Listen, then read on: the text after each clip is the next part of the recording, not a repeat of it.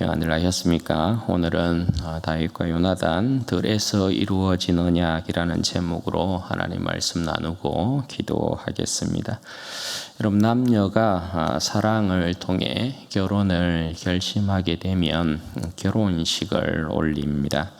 부모님과 일가 친척들 그리고 가까운 지인들을 정인으로 모시고 그 앞에서 엄중하게 사랑의 맹세를 하고 축하를 받습니다.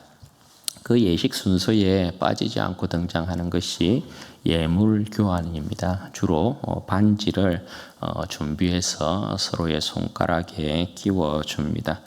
서로에게 구속되었다라는 아름다운 의미이지요. 서로에게 사랑의 맹세로 반지도 끼우고 결혼식까지 올렸으니까 이제 그 언약에 따라서 깊이 서로를 사랑하며 살면 되는 것입니다. 맹세와 언약이라는 것은 일의 제후 확정을 말하는 것이죠. 따라서 어떤 맹세나 언약도 쉽게 깰 수 있는 것은 아닙니다. 맹세와 언약은 그 무게에 따라서 책임과 의무도 크고 깊기 때문에 그런 것입니다. 우리는 계속해서 다윗과 요나단의 이야기를 살펴보고 있습니다. 이 내용 중심에는 사랑의 언약이 있습니다. 오늘도 지난 시간 이야기와 이어지고 있는 내용을 살펴보게 되는데요. 지난 시간에 우리는 다윗이 사울에게 쫓겨서 위급함 가운데 요나단에게로 달려오고 다윗을 사랑한 요나단이 다윗과 다시 언약을 맺는 장면에 대해서 살펴보았습니다. 요나단이 다윗과 언약을 맺을 때에 아버지가 어떤 마음을 가지고 있는지에 대한 부분을 분명히 너에게 알게 해주겠다. 이것을 비롯하여서 자신의 생명과 그 집안의 생명을 다윗에게 기속을 시켰던 것을 우리가 보았죠. 그리고 요나단이 어떻게 이야기합니까? 여호와께서는 다윗의 대적을 치실지어다. 그렇게 고백을 함으로 또 선언을 함으로 다윗에게 완전히 자신의 왕위를 양도했던 내용을 살펴보았습니다. 요나단과 다윗 사이의 언약은 결혼 언약의 반지처럼 여호와라는 이름이 등장하고 있어서 그에 따른 책임과 의무도 크고 깊다 할 수 있고 쉽게 깰 수 있는 언약이 아니다라는 것을 알 수 있습니다. 함부로 절대 깰 수 없어요. 왜? 여호와의 이름이 등장했기 때문에 그래요. 오늘 본문은 다윗을 사랑한 요나단이 다시금 다윗에게 맹세하고 언약하고 있는 장면으로부터 시작합니다. 17절 말씀 보세요. 다윗에 대한 요나단의 사랑이 그를 다시 맹세하게 하였으니 이는 자기 생명을 사랑함 같이 그를 사랑함이었더라. 여러분, 이 내용은 지난 시간 살폈던 본문의 마지막 부분이었기도 하고요. 오늘 살피는 본문의 시작 부분이기도 합니다. 여러분, 강조되고 있는 것이 뭡니까? 다윗을 향한 요나단의 사랑입니다. 생명의 위급함 속에 있는 다윗이 지금 굉장히 불안한 가운데 있잖아요. 그런 다윗을 계속해서 요나단이 달래주고 있는 것인데요. 사랑의 맹세로 계속해서 다윗을 위로하고 안심시키고 있는 것입니다. 그러니까 요나단의 다윗을 향한 이 사랑이 굉장히 깊고 크다라는 것을 알 수 있는 거죠. 그래서 또 다시 요나단이 다윗에게 맹세하는 내용이 등장합니다. 오늘 이제 보게 되는 요나단의 맹세는 지난 시간에 우리가 살펴보았던 요나단의 맹세보다 한 발 더 나아가서 좀 더 구체적인 형태로 또다시 맹세의 내용이 등장하고 있습니다. 18절에서 23절의 내용이 이제 그 내용인데요. 지난 시간에는 요나단이 다윗과 맺은 언약에 있어서 맹세에 있어서 뭐 자신의 생명, 자신의 집안의 생명, 그리고 다윗의 대적을 치실지어다. 여호와께서 다윗의 대적을 치실지어다. 이 선포와 더불어서 아버지 사울이 너에 대한 마음을 어떻게 가지고 있는지에 대한 부분을 내가 알면 반드시 너에게 알려주겠다. 요 정도만 요나단이 다윗과의 이 관계에 있어서 그런 형태의 언약을 맺었습니다. 그런데 여기서는 한 발 더 나아가서 구체적인 이제 신호를 주고받는 그런 형태로 조금 더 발전된 형태의 모습이 나타납니다. 여러분 어떤 내용입니까? 요나단이 이제 말하기를 초하루가 이제 시작되는데 그때부터 너는 3일 동안 숨어 있으라 이렇게 이야기하죠. 3일 동안 숨어 있는데 그 일이 발생했던 사울에게 이제 쫓겼던 그 시작점을 이야기하는 것 같아요. 그 장소 에셀바이에 숨어서 3일 동안을 기다리라는 것입니다. 그러면 자신이 3발의 화살을 쏘겠다라는 것이죠. 만약 아버지 사울이 너를 향한 마음이 선하면 내가 그 화살을 쏠 때에 네가 숨어 있는 곳 위로 지나치게 쏘도록 하겠다. 그렇게 이야기를 하고 혹시나 아버지 사울의 마음이 너에 대하여서 죽이겠다는 마음을 가지고 있으면 화살을 이렇게 쏘고서 아이로 하여금 종을 이제 데리고 가서 화살을 찾을 때에 그 종에게 화살이 이 편에 있다, 이쪽에 있다라고 외치겠다라는 것입니다. 그러면 이쪽에 있다라고 하면 어떻게 해요? 안심을 하고 다시금 돌아오면 되는 거고, 화살이 종에게 화살을 찾으라고 할 때에 종을 향해서 화살이 네 앞에 있다라고 하면 아버지 사울이 너를 죽이려고 결심한 거니까 그때는 도망쳐야 된다. 이렇게 이제 이야기를 한 것입니다. 그리고 이제 덧붙여서 하는 말이 23절에 있는 내용이에요. 너와 내가 말한 일에 대하여는 여호와께서 너와 나 사이에 영원토록 계시느니라. 그러니까 다윗이 비록 그 아버지 사울의 미움을 받아서 도망자가 되더라도 요나단은 다윗과 한 맹세에 있어서는 여호와께서 너와 나 사이에 계신다. 이렇게 이야기를 하는 것이거든요. 그러니까 요나단이 이 말을 하는 이유는 뭡니까? 너와 나 사이에 이루어진 언약은 절대 변함이 없을 것이다. 네가 도망자의 신세가 된다 하더라도 아버지에게 미움을 당한 가운데에서 네가 생명의 위협을 받는 그 순간에도 나는 너와의 언약을 결단코 깨지 않겠다라는 것이에요. 끝까지 너와 함께 하겠다. 끝까지 너를 내가 위하겠다. 너와 함께 하겠다. 그렇게 요나단이 말을 하고 있는 것입니다. 요나단 입장에서는 다윗을 안심시킬 때 어떻게 이제 안심시키고 있는 것이에요. 이 말씀에 따라서 요나단은 끝까지 그 언약에 따라서 다윗을 사랑하고 믿고 신뢰하겠다 이렇게 이야기를 하고 있는 거예요. 그러니까 다윗이 요나단의 그 말에 굉장히 감동도 받고 좀 안정도 이렇게 가질 수 있는 그런 충분한 상황일 수 있는 거죠. 여러분 더욱이 여기에 이제 요나단의 사랑을 한층 더 감동적이게 만드는 것이 뭐냐면, 그러니까 요나단이 다윗을 사랑해서 지금 하고 있는 이 모습이 말입니다. 굉장히 상상을 뛰어넘는 요나단 편에 있어서는 그의 모든 생명을 다해서 다윗을 사랑하고 있는 그런 모습이란 말이에요.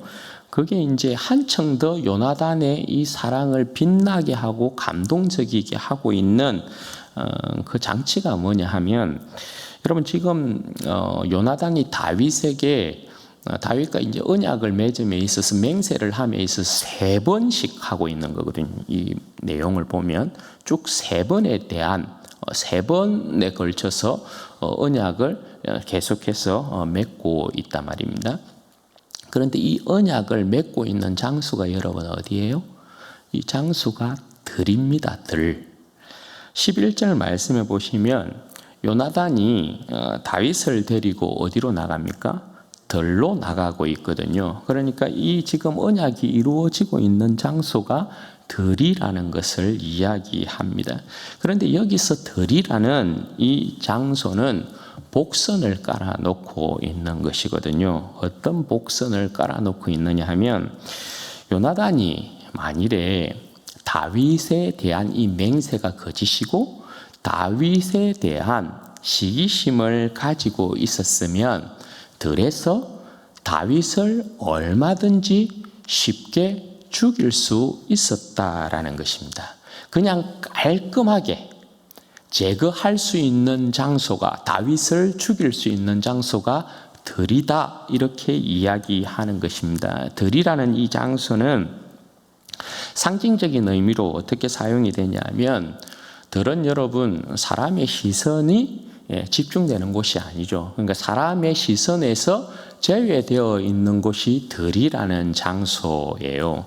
그래서 들이라는 이 장소는 완전 범죄가 가능한 곳이에요.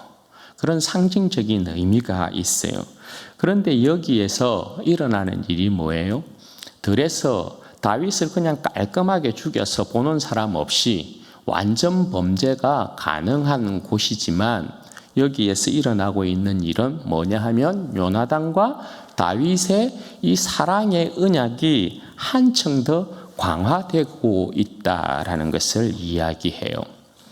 여러분, 들에서 일어나는 이와 정반대의 상황이 어디에서 등장하냐 하면 창세기 4장에 보면 이와 정반대되는 상황이 등장하고 있는 것을 보게 돼요. 그곳에 여러분 어떤 사건이 기록되어 있습니까?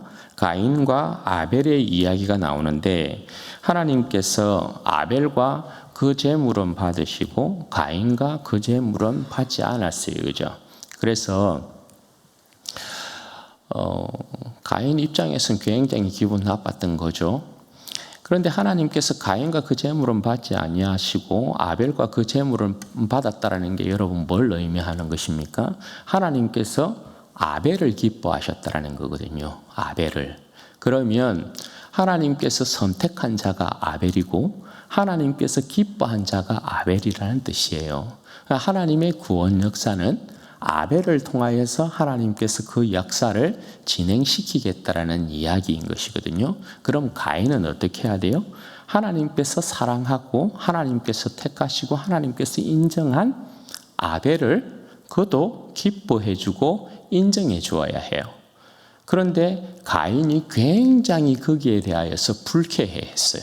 그래서 낯빛이 변하고 안색이 변했다, 그렇게 이야기를 해요. 그리고 이후에 어떤 사건이 일어납니까?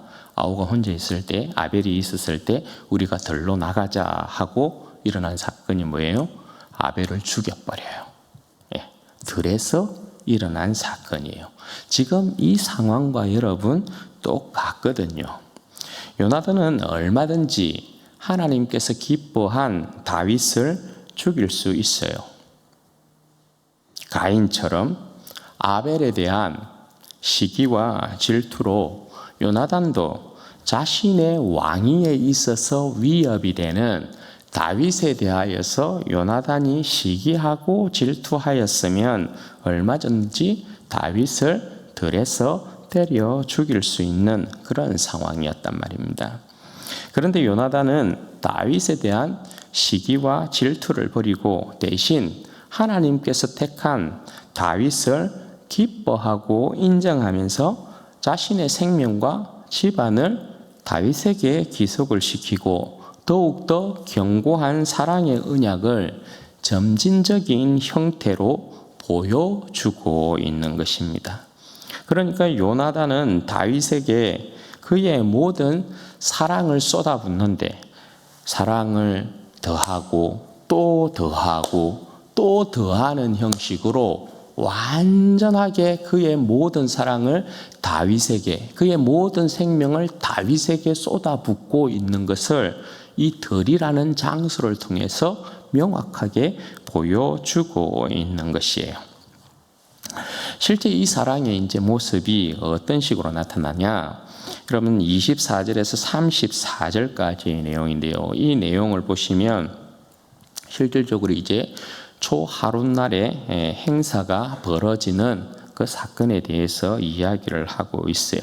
초하루에 번제를 드리고 왕과 함께 신하들이 식사를 합니다. 그런데 다윗은 보이지 않습니다.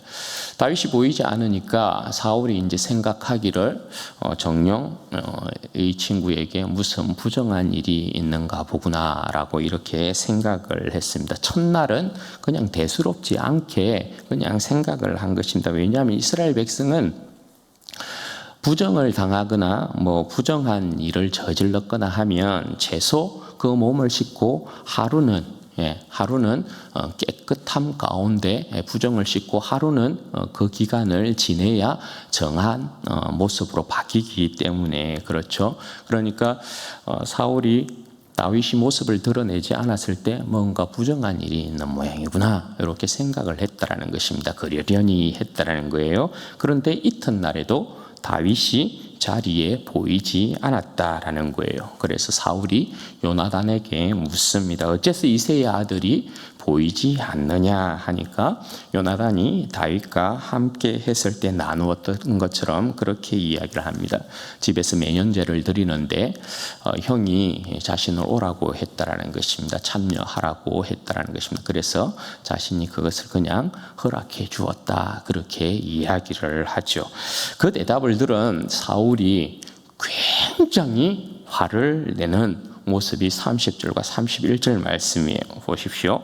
사울이 요나단에게 화를 내며 그에게 이르되 패역무도한 계집의 소생아, 내가 이새의 아들을 택한 것이 내 수치와 내 어미의 벌거벗은 수치됨을 내가 어찌 알지 못하랴. 이새의 아들이 땅에 사는 동안은 너와 내 나라가 든든히 서지 못하리라. 그런즉 이제 사람을 보내어 그를 내게로 끌어오라. 그는 죽어야 할 자이니라. 여러분, 굉장한 노여움을 지금 아들 요나단에게 쏟고 있는 것입니다. 요나단을 향해서 어떻게 부르고 있어요? 패역무도한 계집의 이 소생아, 그렇게 부르고 있습니다. 그러니까 아들에게 쏟아붓는 막말 중에 막말이라고 할 수 있죠. 패역부도하다라고 이렇게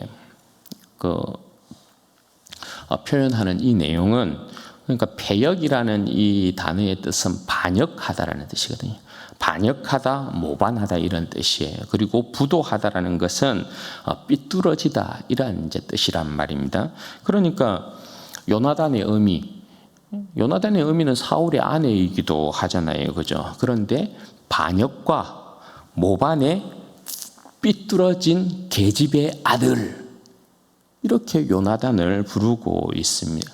그러니까 이 말은 뭐냐 하면 사울이 지금 자신의 나라에 있어서 자기의 아들 요나단이지만, 왕위를 계승하는 요나단이지만 그의 근본 자체를 어떻게 해요? 부정해버리고 있는 그런 이제 모습인 것이죠. 사울에게는 지금 요나단과 그 근본이 되는 의미, 자신의 아내이기도 한데 그들마저 자신의 왕국에 있어서는 뭐예요? 지금 적으로 보고 있는 것입니다. 대적이에요. 원수들이에요.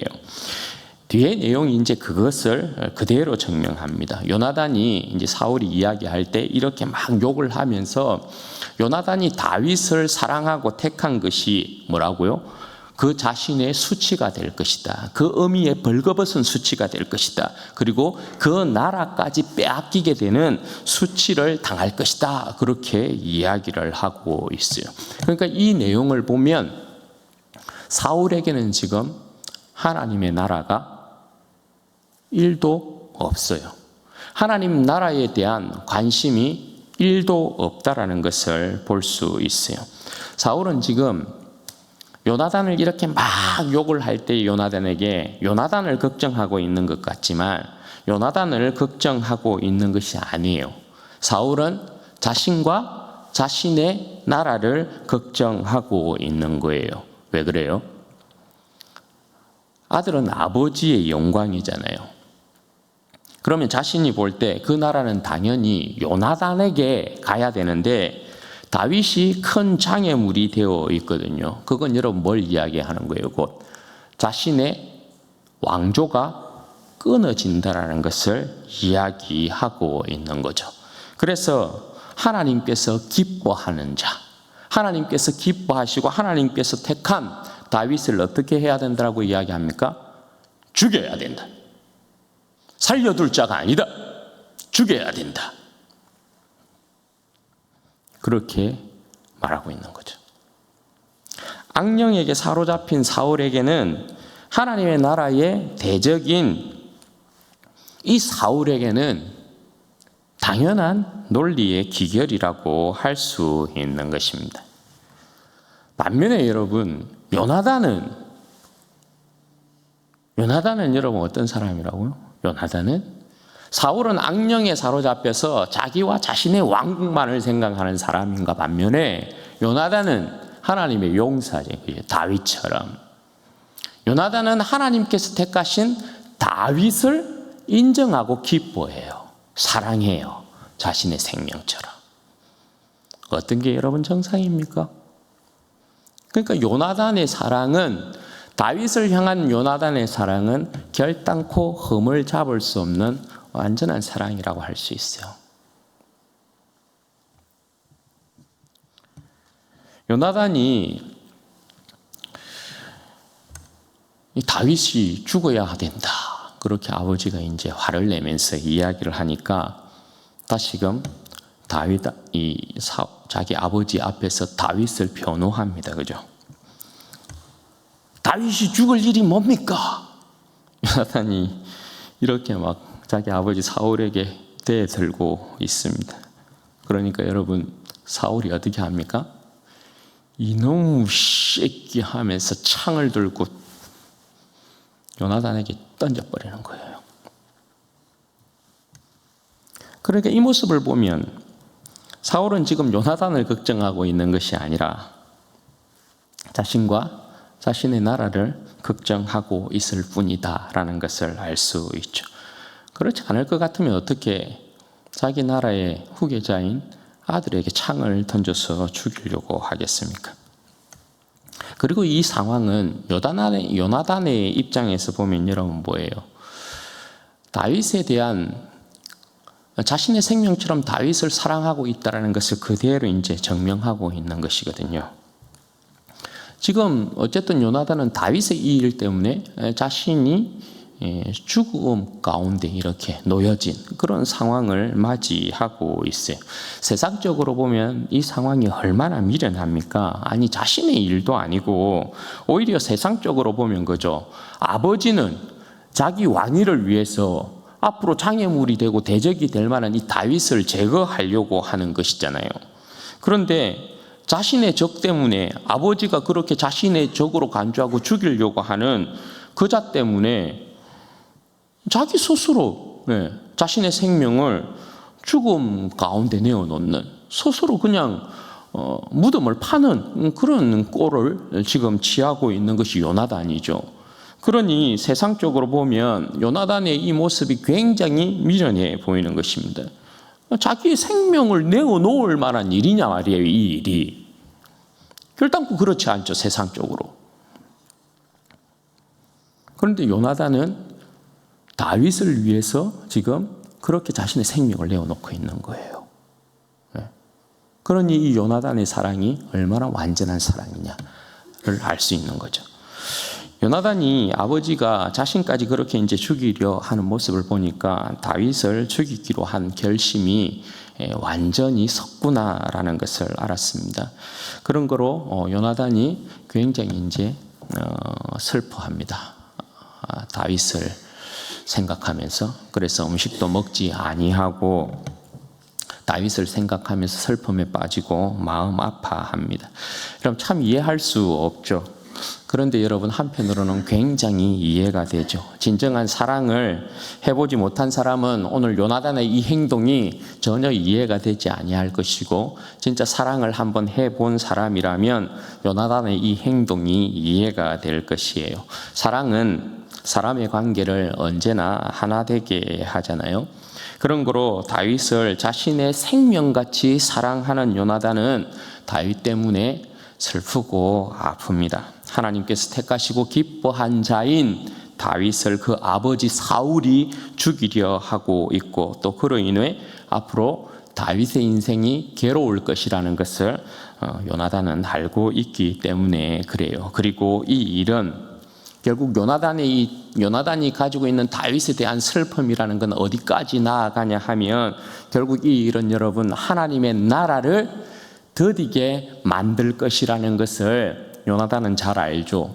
하나님께서 기뻐한 다윗이 빨리 하나님의 왕국, 하나님의 나라의 왕이 되어야 그 자신과 자신의 집안의 모든 후손들의 생명을 다윗에게 기속시킨 그들에게 생명과 영광이 있을 것인데, 다윗이 아버지 사울에 의해서 생명의 위협을 받게 되면 하나님의 나라가 드디어 온다라는 것을 요나단은 아는 것이죠. 하나님의 나라가 다윗을 통하여서 온전히 임해야만 어때요? 자신도 그러하고 자신의 집안도 그러하고 이스라엘 백성들도 그러하고 가나안 땅에 온전한 평화와 안식을 누리기 때문에 그런 것입니다. 사랑하는 여러분, 이런 깊은 사랑 해보신 적 있으십니까? 이런 깊은 사랑 좀 보신 적은 있으십니까? 아니면 이런 깊은 사랑 당해본 적은 있습니까? 여러분, 이런 사랑 해본 것은 자신이 없는데 이런 사랑보다 더한 사랑 본 적은 있고 또 당해본 적도 있죠. 어디서요? 누구에게서요? 십자가에서. 예수님으로부터. 여러분, 주님께서 주님의 우리를 향한 십자가의 사랑은 이보다 더 크고 더 깊죠. 주님께서 여러분 우리를 어떻게 사랑하셨습니까? 주님께서 우리를 초청한 들이 여러분 어디입니까? 골고다 언덕, 십자가 아닙니까? 그 십자가에서 여러분 일어난 사건이 뭡니까? 일어난 일이 뭡니까? 주님께서 십자가를 지시기 전에 제자들이 모두가 주님의 살과 피를 먹고 마셨잖아요. 주님의 언약에 참여했었다고요. 그런데 십자가를 지시는 주님을 보고 주님 편에 서지 못하고 다 배신하고 배반하고 다 도망쳤잖아요.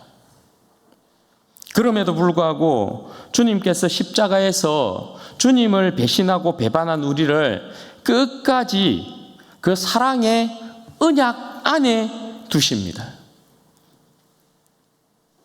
십자가에서 우리의 죄를 용서하는 기도를 드리시면서 우리를 품으시고 우리를 향한 그 사랑을 오히려 자신의 죽음으로 확증해 버리십니다. 그래서 여러분 부활의 영광 가운데 우리를 다시금 찾아오신 것입니다.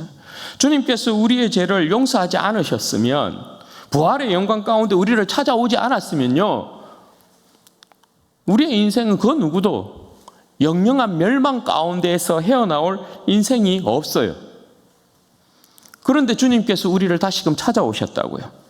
그리고 죽음을 이긴 부활의 생명과 평강을 선물해 주셨어요.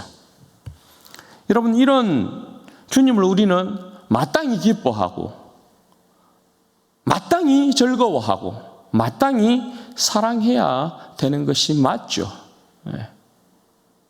주님 아니었으면 우리의 인생 어쩔 뻔했어요. 이게 여러분 주님의 우리를 주님의 들로 초청하셔서 이루어진 사건이에요. 반면에 여러분 우리가 주님을 초청하고 있는 들에서는 어떠한 일이 여러분 일어나고 있습니까? 주님을 향한 사랑이 더 깊어지고 있는 건 맞습니까? 아니면 가인처럼, 대제사장처럼 주님을 십자가에 계속해서 죽이는 일이 일어나고 있습니까? 우리는 모두 골고다 언덕에서 주님을 한 번 다 배신했어요. 네. 그 후에 부활의 주님 우리를 찾아오셨단 말입니다. 우리가 부활의 주님을 만났어요. 부활의 주님을 만난 후 우리의 인생, 우리의 삶의 현장은 또 다른 들이라고 볼 수 있어요. 또 아무도 보지 않는 나 홀로의 시간이나 장소 역시도 들이라고 볼 수 있어요. 우리가 주님과 함께하는 여러 형태의 들이 있는데, 여러 형태의 들이 있는데, 그곳에서 오늘 우리는 주님과의 깊은 사랑으로 더 나아가고 있느냐 말입니다. 들은 사랑이 깊어지는 장소가 아니면 시기로 인한 배신과 배반, 살인이 일어나는 장소인 것입니다. 그곳에서 우리는 얼마든지 다시금 주님을 십자가에 못 박을 수 있어요. 우리의 욕심, 욕망, 탐심, 탐욕, 기득권을 포기하지 아니하려는 우리의 모습을 드러내면 우리는 얼마든지 가인처럼, 대제사장들처럼, 서기관들처럼, 바리새인들처럼 우리는 얼마든지 예수님을 다시 십자가에 못 박는 일을 자행한단 말입니다. 얼마든지 여러분 우리는 사울 편에 서고도 남는 사람이에요. 내 인생이라고 생각하면 그렇게 돼요. 내 인생의 들에서, 내 삶의 모든 행위의 그 들에서 주님을 사랑하는, 주님과 더 깊은 사랑의 관계로 발전해 나아가지 아니하면 얼마든지 우리는 주님과의 관계에 있어서, 그죠? 주님을 다시금 십자가에 못 박을 수 있다고요. 왜요? 우리는 너무 잘 알거든요. 내 안에 예수가 죽어야 내 자신의 욕심과 욕망과 탐식과 탐욕을 이루기 때문에 그래요. 그래서 사도 바울이 여러분 갈라디아서에서 굉장히 잘 명확하게 이야기하고 있죠. 우리의 육체의 소욕은 성령을 거스리고, 그죠? 성령은 육체를 거스린다. 그렇게 이야기해요. 우리 안에 여러분 대적하는 두 세력이에요. 언제든 하나는 힘을 잃고 죽습니다. 그럼 지금 우리의 들에서 살아있는 여러분 세력은 어떤 세력이에요? 그 세력이 이긴 세력이에요. 오늘 우리의 심령의 이 들에서 성령께서 살아계시냐? 아니면 육체가 살아있느냐? 그게 여러분 우리의 행위로 그대로 나타나게 되어 있어요.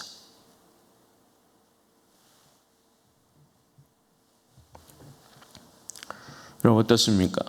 성령의 지배 가운데 있습니까? 아니면 육체의 지배 가운데 있습니까? 날이 갈수록, 그죠? 날이 갈수록 주님과의 사랑이 더 깊어지는 우리의 모습이 되어야 되죠. 여러분 마라나타의 신앙이 계속해서 세상의 삶 가운데 묻힙니다. 들에서 일어나는, 우리의 인생의 들에서 일어나는 수많은 배신의 행위 때문에요. 세상 속에서 생명과 영광을 누리고 찾으려 함 때문에 마라나타의 신앙이 계속해서 빛을 잃고 사라집니다. 주님께서 이 땅 가운데 오셔서 십자가를 지시기 전에 예루살렘으로 입성할 때에 주님께서 예루살렘아 예루살렘아 하시면서 통곡하며 우시는 장면이 있어요. 아시죠? 누가복음에는 예수님이 예루살렘을 보시면서 목 놓아 통곡하셨다는 내용이 나와요. 왜요? 예루살렘의 멸망을 주님께서는 보고 계시는 거거든요. 여러분, 이 시대는 어떤 시대입니까? 이 시대는 주님을 사랑하는 주의 백성들이, 이 시대는 교회요, 교회요 하면서 울어야 되는 시대 아닙니까? 그죠? 이 시대처럼 여러분, 주님의 영광이 땅에 떨어지고 교회가 세상으로부터 인정받지 못하고 빛과 소금의 역할을 감당하지 못하고 교회의 모습 자체가 굉장히 이상한 모습으로, 그런 시대가 여러분 있었나요? 여러분, 우리의 생명은 주님께서 이 땅 가운데 오셔서 그의 나라를, 완전한 그의 나라를 드러내는 것이 우리의 생명이고 우리의 영광이잖아요. 주님의 몸인 교회의 모습을 보고, 그러므로 우리는 여러분 어떻게 해야 돼요?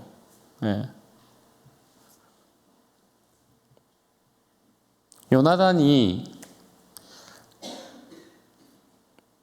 아버지 사울이 다윗을 죽이려는 이 모습을 보고 하나님의 나라가, 다윗을 통한 하나님의 나라가 드디어 이루어지는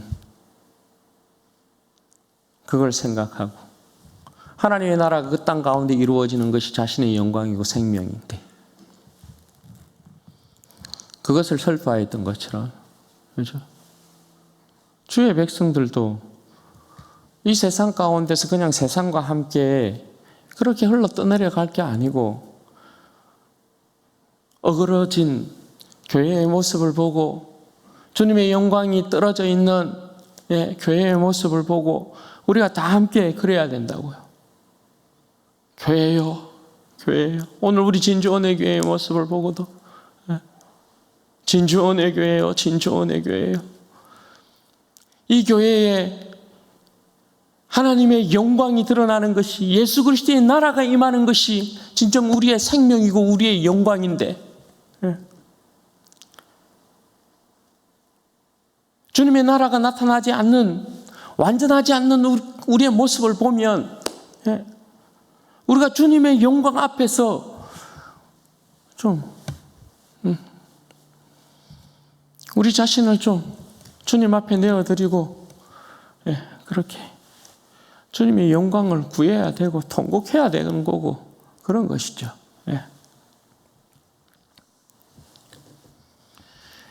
여러분, 기억하셔야 됩니다. 우리의 생명은, 우리의 영광은 다른 것에 있지 않아요. 우리 개인의 삶이 뭐 잘 되고 뭐 그게 여러분 하나도 중요하지 않아요. 우리의 생명과 우리의 영광은 주님의 나라가 임하는 것에 있어요. 주님의 나라가 임하는 것에 있다고요. 그러니까 교회의 모습에 있어서 안타까운 모습을 보면 그 모습을 보고 여러분 우리는 울어야 돼요. 슬퍼해야 돼요. 안타까워해야 해요. 주님의 마음을 가지고 있는 사람들의 그 모습이거든요, 그게.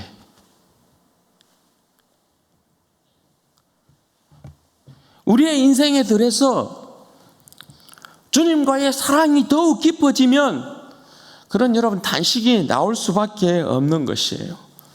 여러분, 우리는 오직 하나님 아버지께서 사랑하시고 기뻐하셔서 우리의 구원자로 세운 아들 예수 그리스도만을 기뻐하고 즐거워해야 해요. 그리고 그분의 교회, 그분의 나라가 임하기를 소망하고, 그것이 우리의 생명과 영광이기 때문에 거기에 우리의 모든 생명의 힘을 쏟아야 돼요. 그래야 주님의 나라가 올 때 우리의 생명도 우리가 그 나라에서 우리가 영광도 누리게 될 것이에요. 바라기는 우리 사랑하는 모든 성도들이 우리 주님만을 하나님의 기쁨이고 하나님의 영광인 우리 주님만을 온전히 기뻐하고 즐거워하게 되시기를 바라고, 우리의 인생의 들에서 주님과의 이 사랑이 더욱 깊어지는 은혜의 역사가 있기를 바라고, 주님의 나라에 우리의 생명과 영광이 있는 줄 알고, 오늘 이 시대에 무너진 하나님의 나라의 모습을 본다면, 교회의 모습을 본다면 주님 앞에서 우리가 우리의 삶을 내어드리고 더욱더 기도함을 통하여서 하나님 이 땅 가운데 주님의 나라가 속히 이루어지기를 원합니다. 우리 교회 가운데 주님의 나라가 속히 이루어지기를 원합니다. 주님의 영광이 속히 드러나기를 원합니다. 우리 교회를 통하여서 주님 홀로 영광 받으시기를 원합니다. 그러한 기도를 여러분 간곡하게 올려드림을 통하여서 주님께서 우리의 기도에 응답하시는 역사 가운데 우리가 주님을 기뻐하고 즐거워하고 주님 앞에 영광 돌리는 그런 복된 은혜의 역사에 있기를 주님의 이름으로 축원드립니다. 아멘. 같이 한번 기도하십시다. 이 시간에 여러분 기도하실 때에 먼저 그렇게 기도하면 좋겠습니다.